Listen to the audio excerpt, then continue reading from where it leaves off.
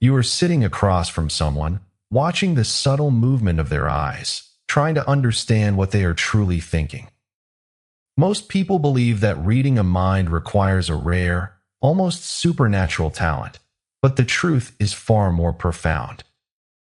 Every human being carries a quiet, desperate desire to be deeply understood, and though they wear masks to protect themselves, they leave the keys to their inner world in plain sight. Today, we will explore 5 specific psychological keys that unlock those masks, including one powerful inquiry that bypasses every social defense a person has, revealing the core values they hide from everyone else. By the end of this journey, you will never look at a casual conversation the same way again. This is not about manipulation. It is not about invading someone's privacy or playing psychological games.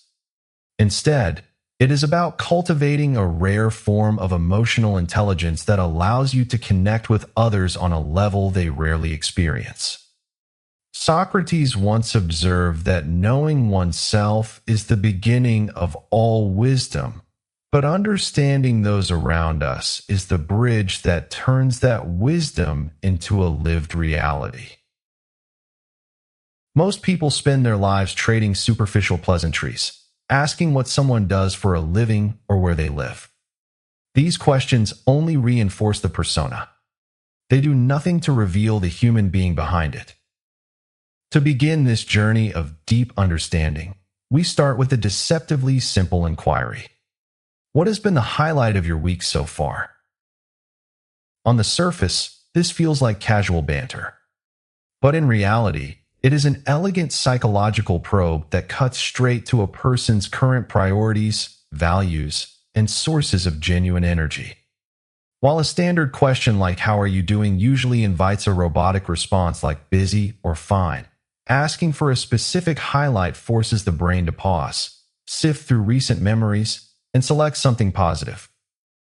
The genius of this approach lies in its absolute safety. It does not feel invasive, yet the information it yields is incredibly intimate. When someone shares their highlight with you, they are handing you a map of their attention. They are telling you what they consider worthy of notice and what brings them joy in their daily existence. Imagine sitting in a crowded coffee shop, meeting a new colleague for the first time.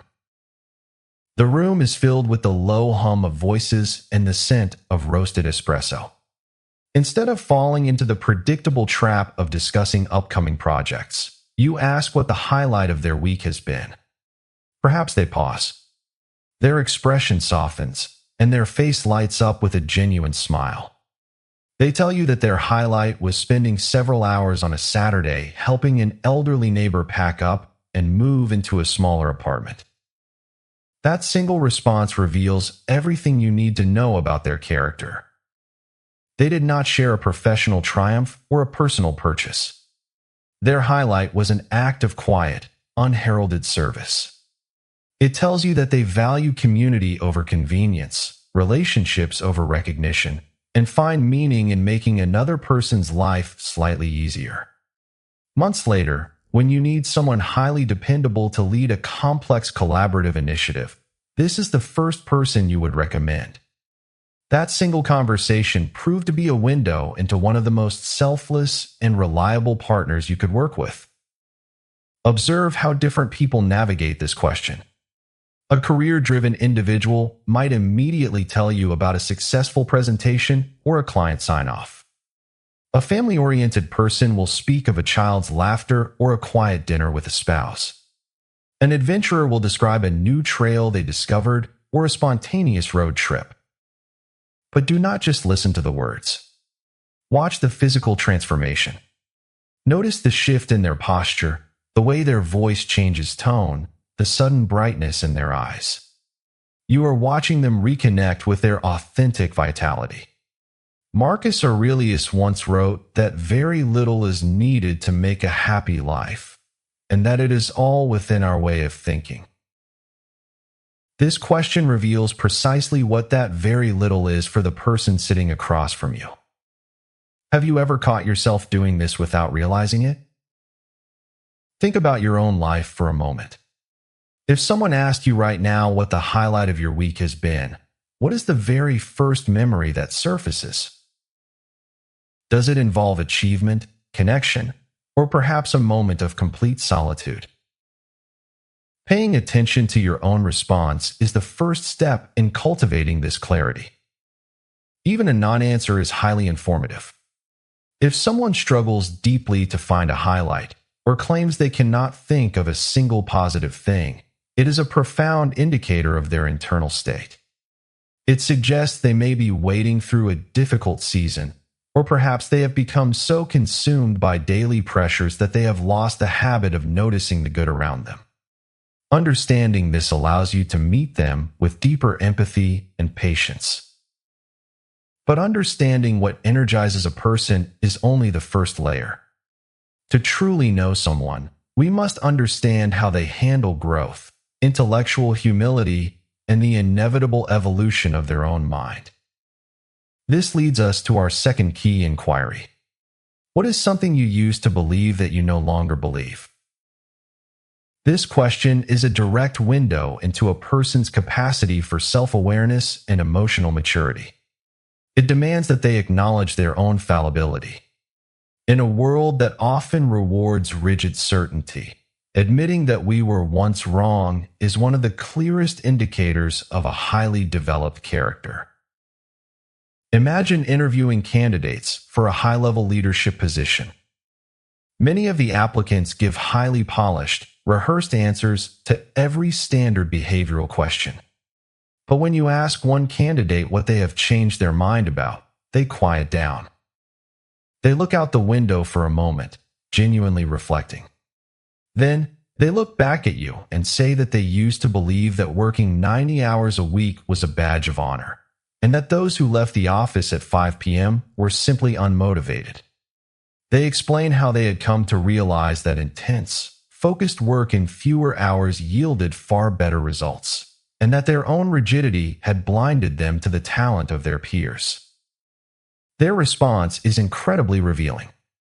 First, they possess the self-awareness to recognize a fundamental flaw in their original philosophy. Second, they had the humility to admit their judgment of others was wrong. Third, they demonstrated the capacity to actively change their behavior based on new evidence. This willingness to adapt is what separates true leaders from mere managers. Compare this to another individual who, when asked what they have changed their mind about, laughs and says they cannot really think of anything, as they usually get things right the first time. That answer tells you everything you need to know. It reveals an ego so fragile that it cannot tolerate the admission of past ignorance. When the ego is that rigid, growth becomes impossible. Seneca taught us that every new beginning comes from some other beginning's end. This question reveals how comfortable a person is with endings, specifically the ending of old beliefs, outdated ideas, and previous versions of themselves. Watch how they frame their transition. Do they describe it with a sense of shame, or do they discuss it with the quiet pride of someone who views intellectual evolution as a natural, beautiful part of being human? If you have traveled this far with me, you are starting to see that understanding others is not about collecting data, but about listening to the underlying music of their experiences. What comes next is the part of our journey where the path grows significantly steeper. This is where we bypass social defenses entirely and look at the blueprint of the soul. This brings us to our third key. If you could change one thing about how people treat each other, what would it be? This is a values excavation tool disguised as a philosophical question. It is highly effective because it feels entirely safe. The person is not being asked to share their personal secrets or vulnerabilities. They are being asked to comment on humanity as a whole. Yet, in doing so, they will almost always project their own deepest emotional history, their personal wounds, and their highest relational standards onto the canvas of their answer. When a person tells you how they wish the world would behave, They are telling you what they themselves have suffered from the lack of. Imagine asking this of a prospective business partner during a quiet dinner. The restaurant is dimly lit, the soft clinking of cutlery filling the space between you. They do not hesitate. They say they wish people would stop making casual promises they have no intention of keeping, because broken commitments erode the very foundation of trust. This response shows you that reliability and integrity are not mere abstract concepts to them. They are non-negotiable core values. It is clear they have been deeply affected by broken trust in their past, and as a result, they hold themselves and others to an exceptionally high standard of accountability. This insight is invaluable. It tells you that they treat their word as a sacred bond, and that any departure from that bond will destroy the connection. Observe the patterns in how people answer this. The person who wishes for more compassion has often experienced harsh judgment. The one who pleads for active listening has likely spent a lifetime feeling dismissed and unseen. The individual who wants people to stop being passive-aggressive values directness because they find hidden agendas exhausting. Epictetus wrote that we must first know who we are, and then adorn ourselves accordingly. This question helps you discover who they are by revealing the standards they use to measure the quality of human connection. It tells you exactly what behaviors will build trust with them and what actions will instantly destroy it. Have you ever paused to ask yourself this very question? What is the one thing you would change about how we treat one another? If you feel a strong reaction to a specific behavior, write the word evolved in the comments below. Acknowledging these patterns is how we begin to practice true Stoic clarity in our daily lives. Now, let us venture into the fourth layer of inquiry, one that explores a person's relationship with risk, uncertainty, and their own hidden potential. What is a decision you made that surprised even yourself? This question is designed to uncover their capacity for growth and self-surprise. It reveals whether they are living consciously, active participants in their own evolution, or whether they are simply running on the autopilot of established patterns and social expectations. Picture a quiet, highly methodical person who works in a highly regulated, detail-oriented field like corporate compliance. On the surface, they seem entirely risk-averse, someone who thrives on routine and predictability. But when asked what decision had surprised them, they smile and tell you that they once abruptly quit a stable corporate job to operate a food truck. They had no professional culinary experience, but they felt a profound internal need to build something with their own hands, to feel the immediate results of their labor. That revelation completely transforms your understanding of them. Beneath that quiet, analytical exterior lies a deep well of courage, creativity, and self-trust. It shows that when an internal calling becomes strong enough, they are capable of taking massive, calculated risks. They possess the rare combination of structured discipline and the willingness to leap into the unknown. People who live unconsciously often struggle to answer this. They might tell you they have never done anything surprising because they value consistency above all else.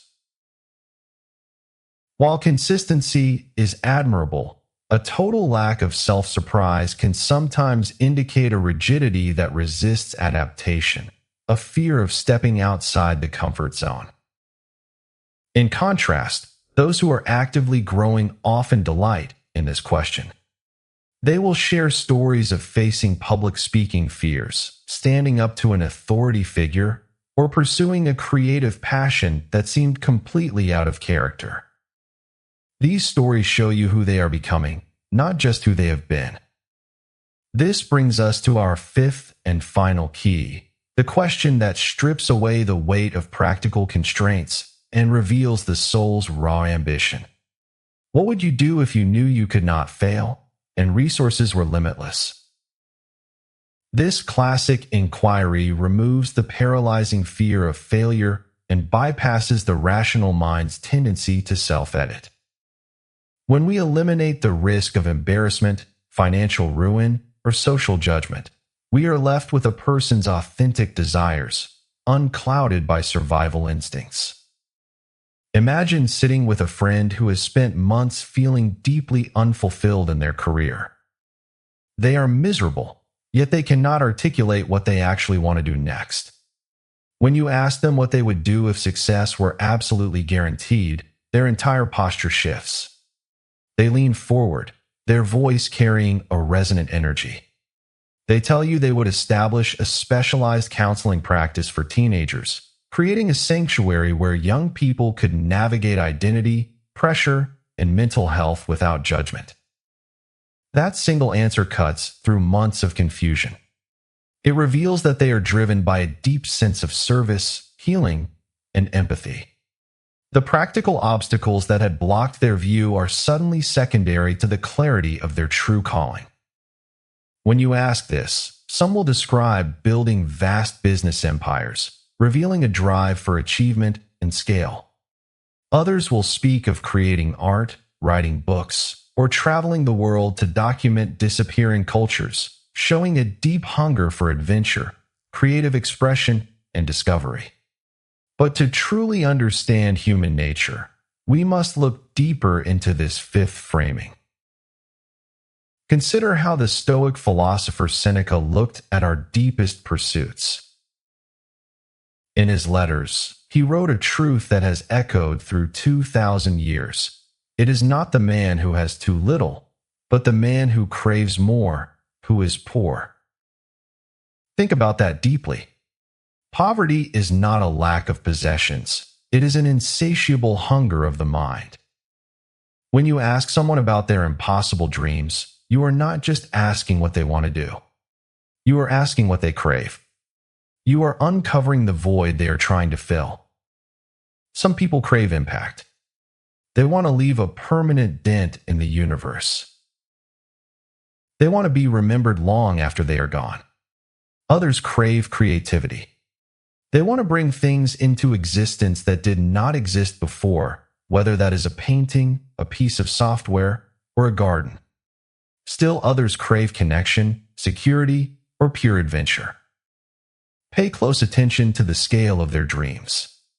Do they think globally, speaking of changing the course of human history, perhaps building an international archive to preserve dying languages? Or do they think locally, focusing on improving the lives of their family and immediate neighbors, like creating a local foundation to provide high-quality education to children in underserved communities? Neither path is inherently superior. The global visionary and the local protector are both essential to the human tapestry, but they represent fundamentally different worldviews. One is motivated by systemic change, the other by personal, tangible touch. Knowing this distinction changes everything about how you communicate with them, how you support them, and how you earn their trust. Now, let us look at a deeper, more uncomfortable layer of human psychology. It is the alignment, or rather the misalignment, between their stated dreams and their current actions. Have you ever caught yourself claiming to value something deeply, yet your daily routine shows absolutely no evidence of it? It is a common human struggle. Imagine someone whose grand dream is to rescue animals and build shelters, yet they have never once volunteered at a local rescue or helped a stray. Or consider someone who claims their soul's true direction is artistic creation, yet they spend all their free time consuming media instead of producing it. This friction reveals a profound disconnect. They are living a life of quiet suppression, hiding behind the excuse of practicality while letting their true nature wither away. Marcus Aurelius, the philosopher-emperor, constantly reminded himself to look at the reality of things, strip away the legends that encrust them, and see them as they truly are. He believed that our character is dyed by the color of our thoughts. When we see someone whose actions mismatch their dreams, we are not seeing a hypocrite. We are seeing someone who is afraid. We are seeing someone who has allowed their fears of failure, judgment, or instability to paralyze their true self. If you have made it this far, what comes next is the part almost nobody gets right. It is the art of reading the silence. When someone describes their ideal, impossible scenario, the most revealing aspect is often what they do not mention. We are trained to listen to what people say, but the true masters of human nature listen to what is left unsaid. If someone describes a grand, beautiful life filled with travel, creations, and achievements, but never once mentions another human being, no family, no friends, no partner, no community, what does that tell you? It suggests they are either fiercely, perhaps excessively, independent, or they are quietly struggling with the vulnerability required for deep intimacy. Their dream is a sanctuary of isolation because connection has brought them pain.